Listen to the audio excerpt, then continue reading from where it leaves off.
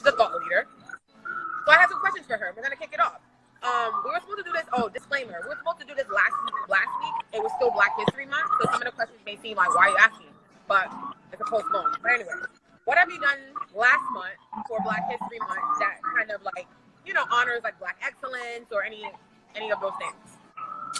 Yeah, so I think for this past month, what I'm really, really super proud of is on a professional side, I work on Fuse, and so we launched like what we call Future Black History, which is actually honoring the future of African Americans, like movers and shakers in the space. Right. And what I'm most proud of is that I got to sit on the brand committee.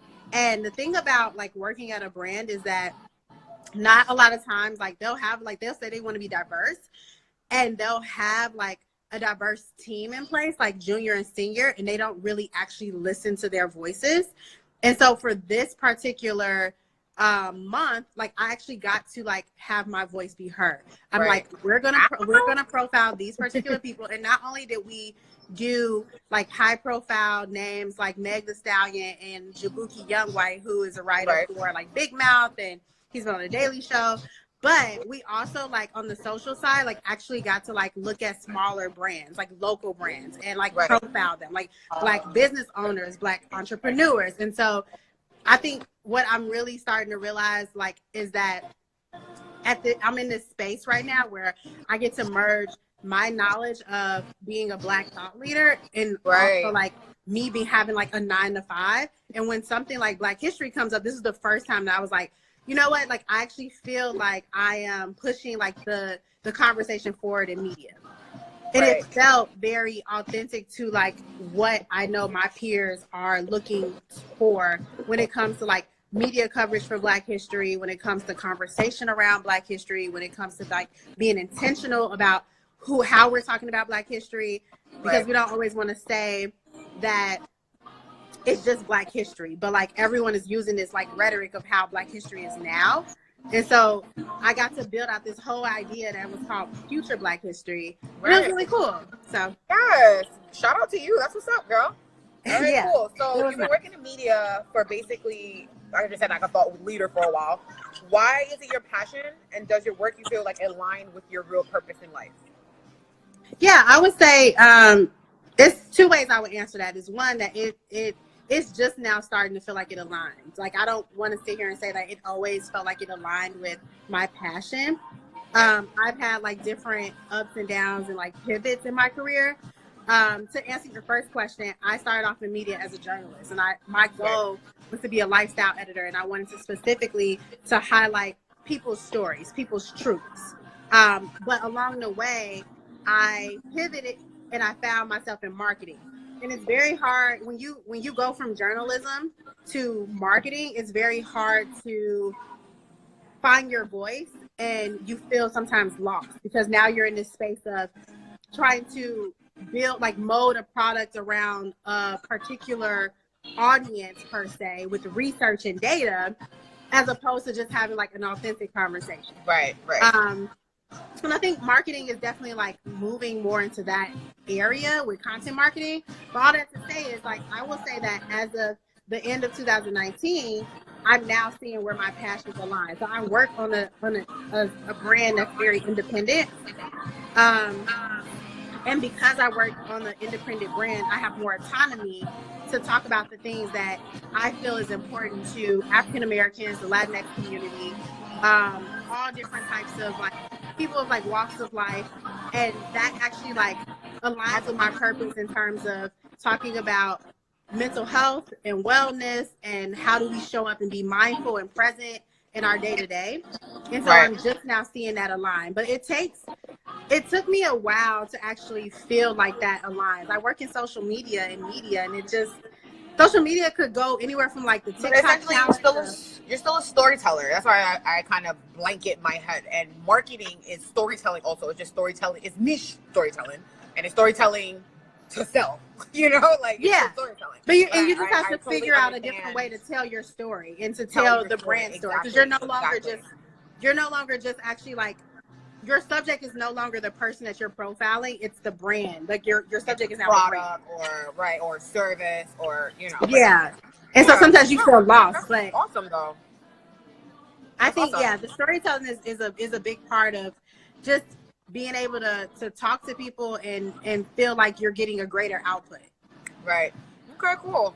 So you're like my first Aquarius person to be on the show. Shout out to us. I don't have that many Aquarius friends, but as I'm getting older, I'm meeting like a lot more people that have like my whole birthday, like January 25th. I'm like, word? I thought I used to be special. Crazy. I don't feel that special anymore, but that's fine. That's how we need more Aquarius in the world anyway. So do you believe in sun signs or signs, astrology signs, as it relates to like love relationships? And what's the first thing people assume about you when you tell them that you're an Aquarius woman, obviously? I'm starting to get more into astrology. So I do believe in like sun signs and how it pertains to relationships, but I'm still learning about that. I know I don't get along with Taurus males at all. Like that's it. Nope. I feel like the first thing that people, if they know what Aquarius is about, they immediately say like, oh, Aquariuses are real cool, but y'all are very detached people.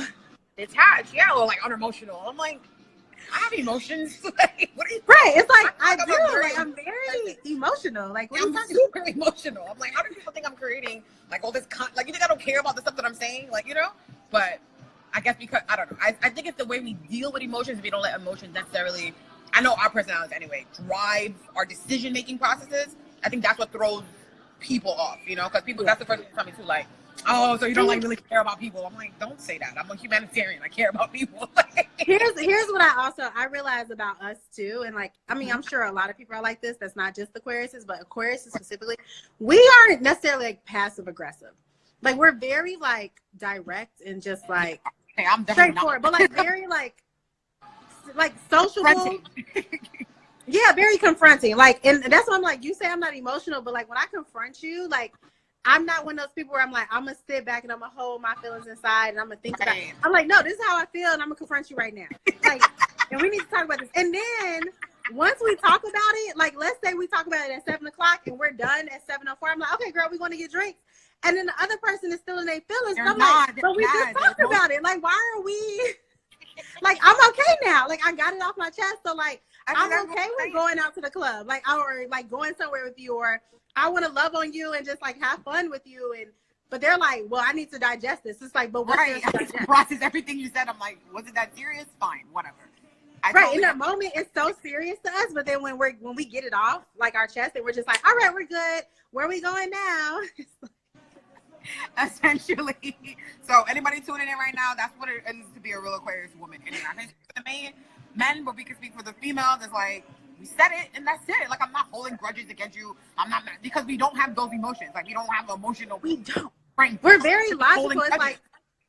It's like okay, like this is the space that we operate in.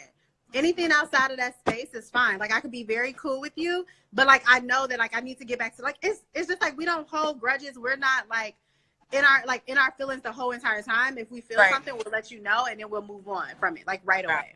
Yeah, I like the way you said that. That was cool. All right, moving on a little bit.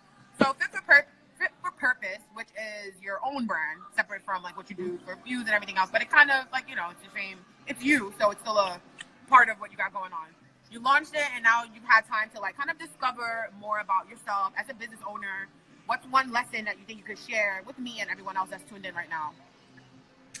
Honestly, one, don't be afraid to be uncomfortable, and do not hinder yourself because something doesn't turn out the way that you thought it would look. Mm-hmm. There have been so many times where I'm like, this is how I wanted the event to go, and if it's not going to be like this, then I'm not going to do it. And then I would do the event, and everything will come into place, and it will fall into line. Like everything is the people that show up to your events or support you in those moments are meant to be in with you in that moment. That moment, yep. 100%. And you just have to learn to kind of like shift your idea of perfection when you're pursuing something that you're very passionate about, whether it's an event company or a brick and mortar or some type of like technology company. You just have to be willing to shift your idea of what perfection looks like to you. Right. 100%. I've been talking a lot about that more too, especially with the music that I just started doing. I feel like the reason why I'm like, you know, it's just like music for me is really like a therapeutic thing. And what I'm learning is it's like a whole science behind it, engineering and getting sounds and all these different things. And I realized like a lot of people have talent in them. They have dope songs, dope ideas.